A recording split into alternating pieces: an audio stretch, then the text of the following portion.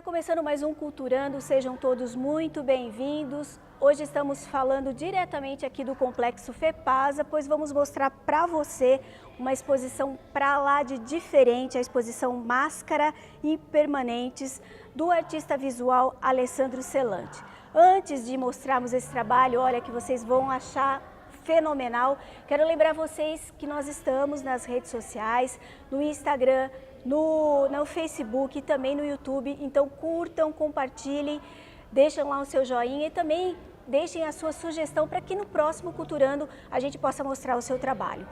Vou falar agora com o artista visual, que é um nascido em Itu, mas é um jundiaense, já todo mundo conhece, ou muita gente já conhece o Alessandro. Muito obrigada pela sua participação aqui no nosso Culturando e vamos falar um pouquinho dessa exposição Máscara Impermanentes. Eu queria que você falasse da proposta, porque é um trabalho que chama muito a atenção. O que você quis mostrar, qual a mensagem que você quis passar ao desenvolver esse trabalho? Bom, ela tem uma pegada acadêmica porque ela nasce de uma monografia no Senac Escipião, São Paulo. E eu sempre tive uma certa dificuldade entre lidar com questões acadêmicas e questões produtivas. Quando é muito acadêmico, eu começo a ficar um pouco contraproducente. Então, já é uma grande contradição. Então, eu parto de contradições dentro da esfera fotográfica e dentro do universo das representações. E a morte é o grande pano de fundo. O que eu queria era falar, o que eu já tenho outros projetos desde 2000 que eu trabalho sobre a nossa perda de percepção com relação ao mundo. E a representação da morte é uma das causas dessas nossas perda de juízo mesmo, percepto. Então ela nasceu basicamente disso e de um monte de narrativa que eu tive que bater no liquidificador, coar e chegou aqui. Agora, para chegar nesse trabalho final aqui, essas pessoas elas tiveram que passar por uma experiência, existiu um processo produtivo, queria que você contasse um pouco disso. Sim, o trabalho geral eu chamo de ocupação porque ele tem vários desmembramentos, mas o começo dele é uma proposta de imersão, na verdade uma experiência imersiva, numa pequena banheira com água e gelo seco, onde as pessoas se despem metaforicamente dos seus sentidos, e eu quando eu faço a sua máscara mortuária, mesmo ela estando viva. Então nessa água é muito fria, com gelo seco, o tato é totalmente bombardeado, ela perde a audição, fica com os ouvidos tamponados, fecha os olhos, não vê nada, e na tentativa de respirar, olfato e paladar vão embora, porque fica só um mecanismo de respiração. É o momento em que eu fotografo, e é o momento em que as pessoas viajam, porque o que me trazem de relatos são completamente diferentes e cada um vai buscar dentro do teu referente, assim, coisas que estavam perdidas, ou choram, ou ficam realmente, assim, quase, não chegam a ficar catatônicas, mas tem reações das mais diversas e, assim, muito interessantes. Então, nesse momento do ato fotográfico é muito interessante, porque além de ser totalmente democrático, entra quem quiser, eu não elejo as pessoas, eles me dão matéria-prima para que eu continue, porque é a partir do que eles me trazem que eu vou gerando desmembramentos do projeto. Essa é a parte que mais me toca.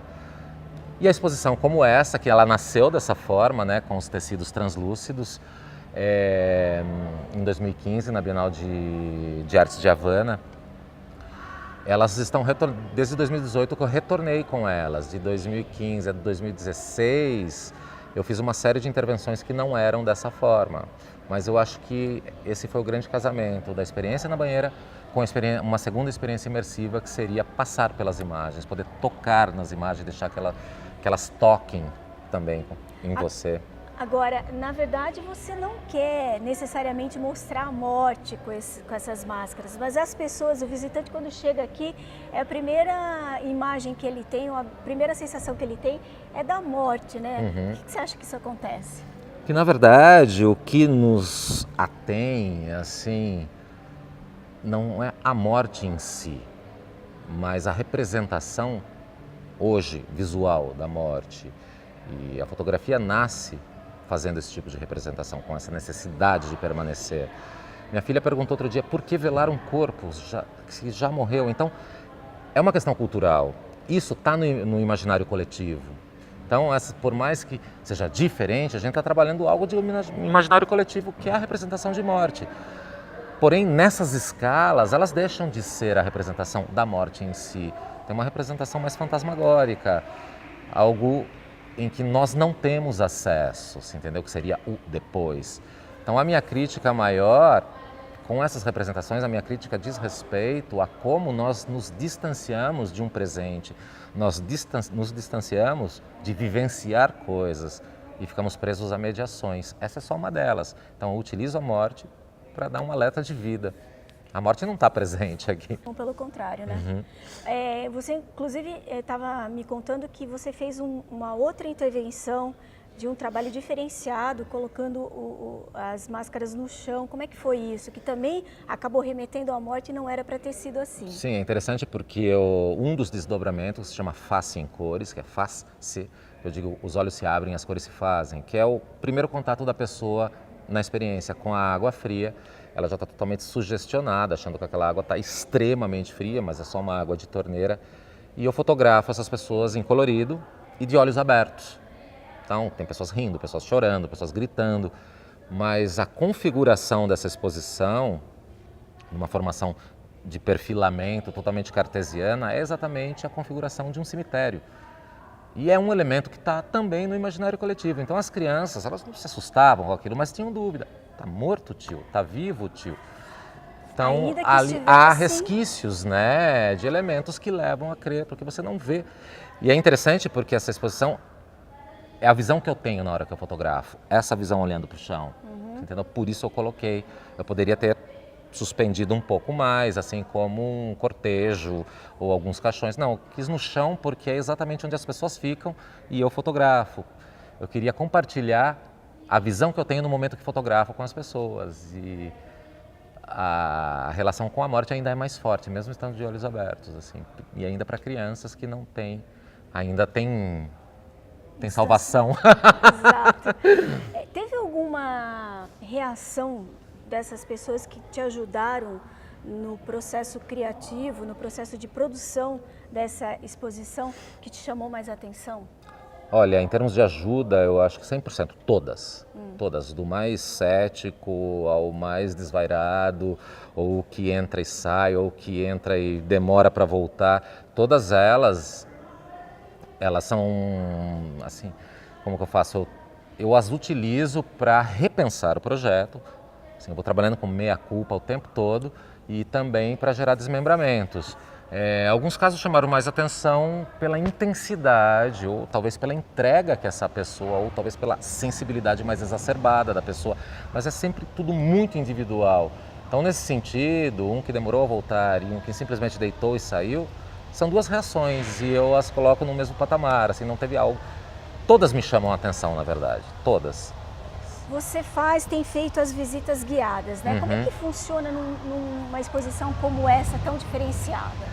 Eu me sento, peço que explorem, porque o grande propósito dessa exposição é explorar. Espero que as pessoas voltem, nós nos reunimos e eu ouço. E aí, como é que é a reação desse visitante? Aí, dependendo da reação, dependendo do que eu ouço, aí sim eu entro com o projeto e a gente vai conversando. Não há uma fórmula para conversar, cada bate-papo é um bate-papo diferente. Algumas coisas são iguais, mas é muito interessante. E mais uma vez eu vou ganhando, assim, sendo presenteado com esses depoimentos, assim, que é de vivenciar mesmo, é muito interessante. Dá ainda tempo das pessoas participarem dessas visitas? Sim, no site tem as datas das visitas, mas é do dia 25 e o dia 26, ainda de abril, e no dia 3 de maio, a partir das 16 horas. Eu fico aqui, se puder chegar às 16, aí eu monto o grupo e não precisa se inscrever e não precisa também marcar nada, é só vir e participar. Tá certo. Celante, obrigada. Eu quem agradeço. Olha, parabéns, sensacional obrigado. A sua exposição, diferente, a beça, e é bom para a gente vir e refletir sobre tudo isso, conversar com ele, porque eu acho que já isso por si só já faz a gente repensar um pouco sobre a vida e a morte também, por que não? Muito obrigada. Eu quem agradeço. E lembrando que essa exposição, a Máscara Impermanentes, ela fica aqui no Complexo FEPASA até o dia 3 de maio. Acabou o Culturando de hoje, a gente volta semana que vem. Até mais. Você está assistindo Novo Dia TV.